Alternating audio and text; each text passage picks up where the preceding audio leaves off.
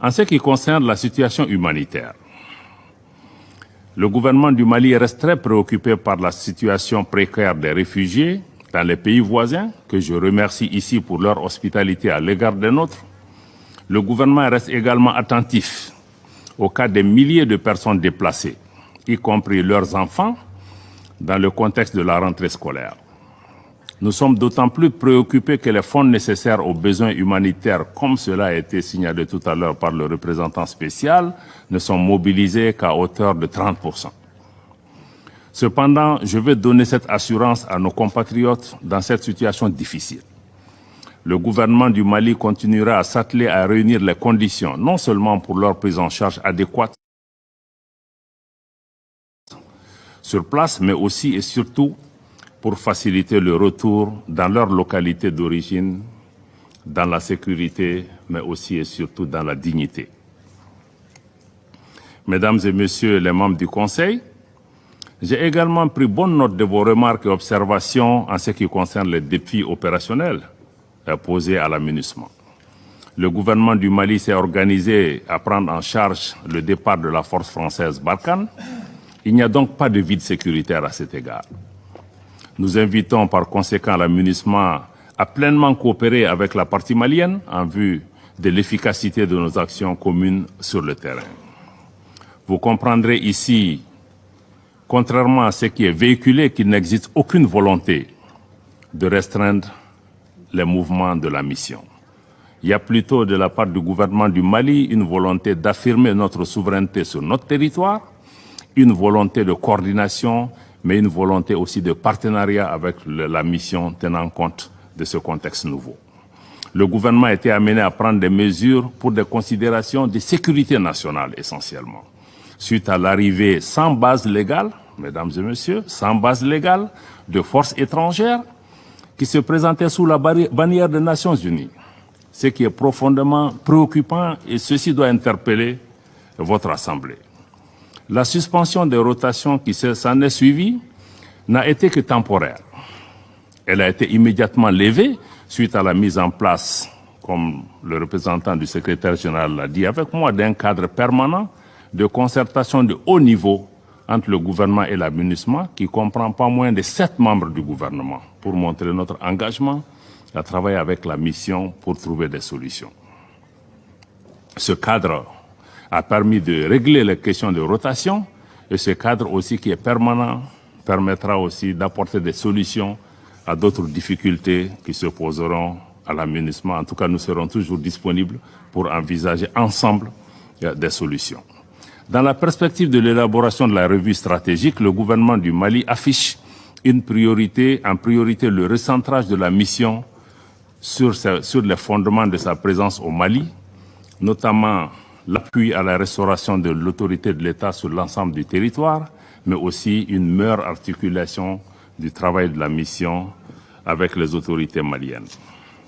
Je crois que sur ce chapitre aussi du travail de la MINUSMA, je crois que le représentant de la France affirme que la MINUSMA est plus appréciée dans les régions reculées de notre pays.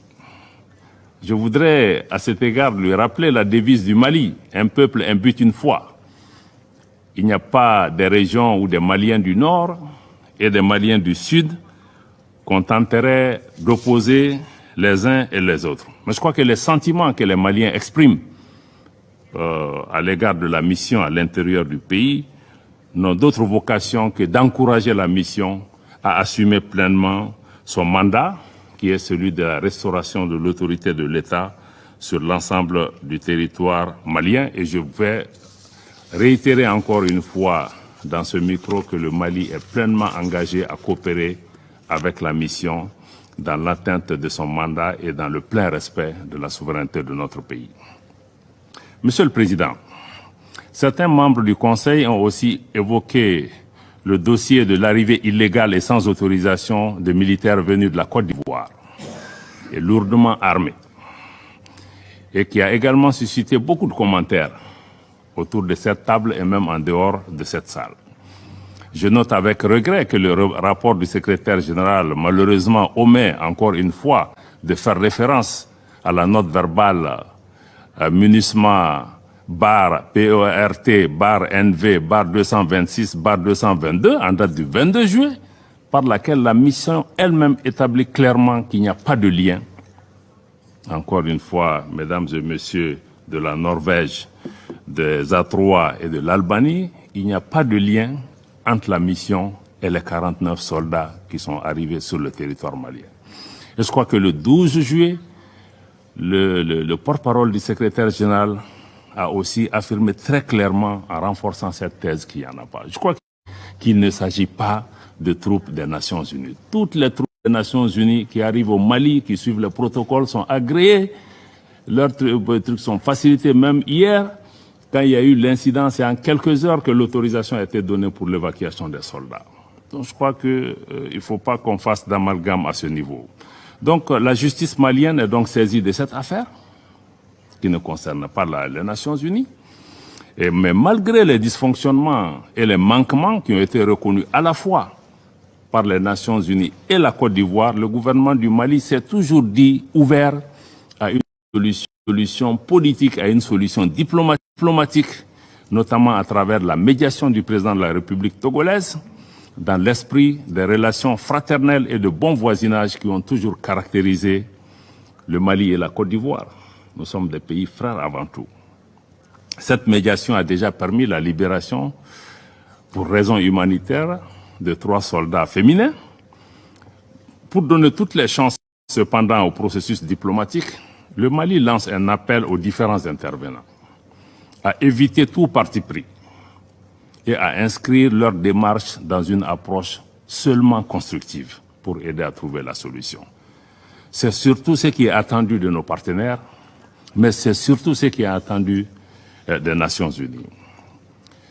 Monsieur le Président, Mesdames et Messieurs les membres du Conseil, je voudrais conclure en soulignant que le peuple malien a décidé de prendre en main son destin. Les Maliennes et les Maliens soutiennent pleinement le gouvernement de transition dans les réformes politiques et institutionnelles en cours, dans les efforts et les actions en cours pour la sécurisation de notre territoire national, dans la protection des personnes et des biens, mais aussi dans la fourniture de services sociaux de base aux populations. Pour conforter ce soutien inconditionnel, le gouvernement s'attelle à l'organisation d'élections générales, transparentes et crédibles qui marqueront la fin de cette période transitoire en mars 2024, suivie du